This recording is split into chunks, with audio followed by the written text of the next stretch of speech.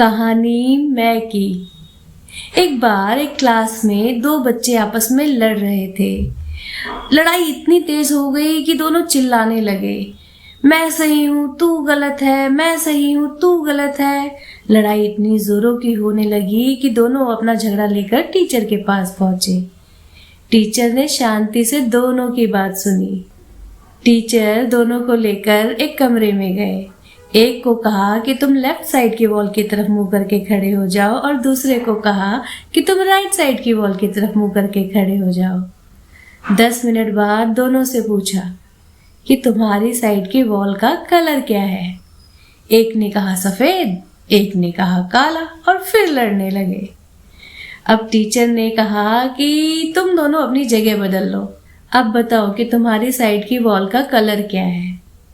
जिसने पहले सफेद कहा था अब उसने काला बताया और जिसने पहले काला कहा था अब उसने सफेद कहा।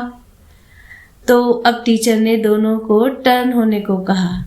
दोनों हैरान थे क्योंकि उस कमरे की एक दीवार काली थी और एक दीवार सफेद थी। टीचर ने दोनों को बुलाया और कहा कि कभी कभी मेरा सही तेरा गलत हो सकता है और ऐसे ही तेरा सही मेरा गलत। जस्ट बिकॉज मैं सही हूँ इसलिए ये जरूरी नहीं कि तुम गलत हो। तो दोस्तों जरा जगह बदल कर देखो ना, शायद काफी कुछ सुलझ जाए जिंदगी में, है ना। कहानी कैसी लगी बताइएगा।